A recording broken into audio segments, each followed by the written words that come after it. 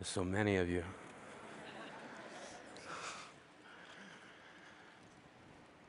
When I was a kid, I hid my heart under the bed because my mother said, if you're not careful, someday someone's gonna break it. Take it from me, under the bed is not a good hiding spot. I know because I've been shot down so many times, I get altitude sickness just from standing up for myself. But that's what we were told. Stand up for yourself. And that's hard to do if you don't know who you are. We were expected to define ourselves at such an early age. And if we didn't do it, others did it for us. Geek, fatty, slut, fag. And at the same time we were being told what we were being asked, what do you want to be when you grow up? I always thought that was an unfair question. It presupposes that we can't be what we already are. We were kids. When I was a kid, I wanted to be a man. I wanted a registered retirement savings plan that would keep me in candy long enough to make old age sweet. When I was a kid, I wanted to shave. Now, not so much. When I was 8, I wanted to be a marine biologist. When I was 9, I saw the movie Jaws and thought to myself, no thank you. When I was 10, I was told that my parents left because they didn't want me. When I was 11, I wanted to be left alone. When I was 12, I wanted to die. When I was 13, I wanted to kill a kid. When I was 14, I was asked to seriously consider a career path. I said, I'd like to be a writer. And they said, choose something realistic. So I said, professional wrestler. And they said, don't be stupid. See, they asked me what I wanted to be, then told me what not to be. And I wasn't the only one. We were being told that we somehow must become what we are not, sacrificing what we are to inherit the masquerade of what we will be. I was being told to accept the identity that others will give me. And I wonder what made my dreams so easy to dismiss. Granted, my dreams are shy because they're Canadian. My dreams are self-conscious and overly apologetic. They're standing alone at the high school dance, and they've never been kissed. See, my dreams got called names too. Silly, foolish, impossible. But I kept dreaming. I was going to be a wrestler. I had it all figured out. I was going to be the garbage man. My finishing move was going to be the trash compactor. My saying was going to be, I'm taking out the trash.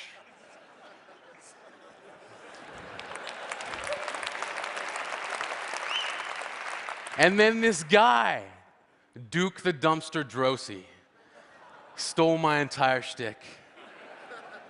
I was crushed, as if by a trash compactor. I thought to myself, what now? Where do I turn? Poetry. Like a boomerang, the thing I loved came back to me. One of the first lines of poetry I can remember writing was in response to a world that demanded I hate myself. From age 15 to 18, I hated myself for becoming the thing that I loathed, a bully. When I was 19, I wrote, I will love myself despite the ease with which I lean toward the opposite.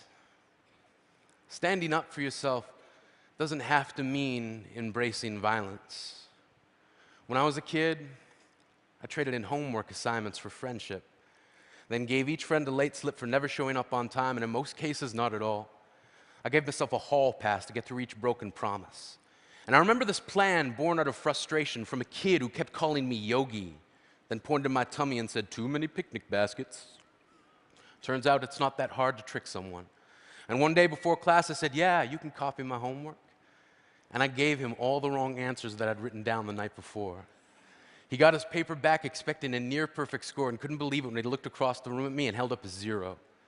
I knew I didn't have to hold up my paper of 28 out of 30, but my satisfaction was complete when he looked at me puzzled, and I thought to myself, smarter than the average bear, motherfucker.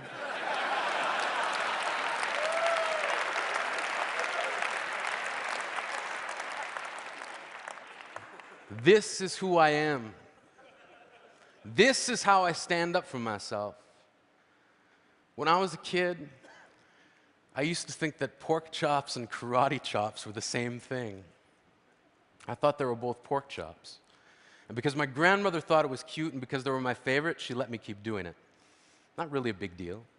One day, before I realized fat kids are not designed to climb trees, I fell out of a tree and bruised the right side of my body. I didn't want to tell my grandmother about it because I was scared I'd get in trouble for playing somewhere I shouldn't have been. A few days later, the gym teacher noticed the bruise and I got sent to the principal's office. From there, I was sent to another small room with a really nice lady who asked me all kinds of questions about my life at home. I saw no reason to lie. As far as I was concerned, life was pretty good. I told her whenever I'm sad, my grandmother gives me karate chops.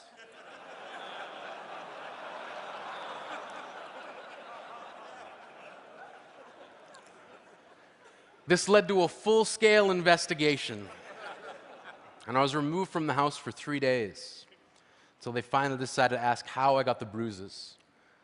News of this silly little story quickly spread through the school, and I earned my first nickname, Pork Chop. To this day, I hate pork chops. I'm not the only kid who grew up this way, surrounded by people who used to say that rhyme about sticks and stones, as if broken bones hurt more than the names we got called, and we got called them all. So we grew up believing no one would ever fall in love with us, that we'd be lonely forever, that we'd never meet someone to make us feel like the sun was something they built for us in their tool shed. So broken heartstrings bled the blues, we tried to empty ourselves so we'd feel nothing. Don't tell me that hurts less than a broken bone. That an ingrown life is something surgeons can cut away, that there's no way for it to metastasize. It does. She was 8 years old, our first day of grade 3 when she got called ugly. We both got moved to the back of class so we'd stop getting bombarded by spitballs. But the school halls were a battleground. We found ourselves outnumbered day after wretched day. We used to stay inside for recess because outside was worse. Outside, we'd have to rehearse running away or learn to stay still like statues, giving no clues that we were there in grade 5. They taped a sign to the front of her desk that read, "Beware of dog." To this day, despite a loving husband, she doesn't think she's beautiful because of a birthmark that takes up a little less than half her face. Kids used to say she looks like a wrong answer that someone tried to erase but couldn't quite get the job done.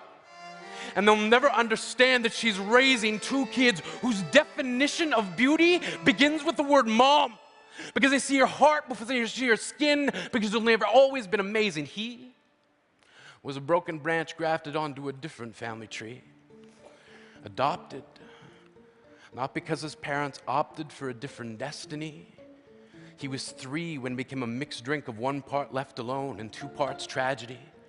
Started therapy in 8th grade. Had a personality made up of tests and pills. Lived like the uphills were mountains and the downhills were cliffs. 4/5 suicidal, a tidal wave of antidepressants, and an adolescent of being called pauper. 1 part because of the pills, 99 parts because of the cruelty. He tried to kill himself in grade 10 when a kid who could still go home to mom and dad had the audacity to tell him, "Get over it." As if depression is something that could be remedied by any of the contents found in a first aid kit. To this day, he has a stick of TNT lit from both ends, could describe to in detail the way the sky bends in a moment before it's about to fall. And despite an army of friends who all call him an inspiration, he remains a conversation piece between people who can't understand. Sometimes being drug-free has less to do with addiction and more to do with sanity. We weren't the only kids who grew up this way. To this day, kids are still being called names.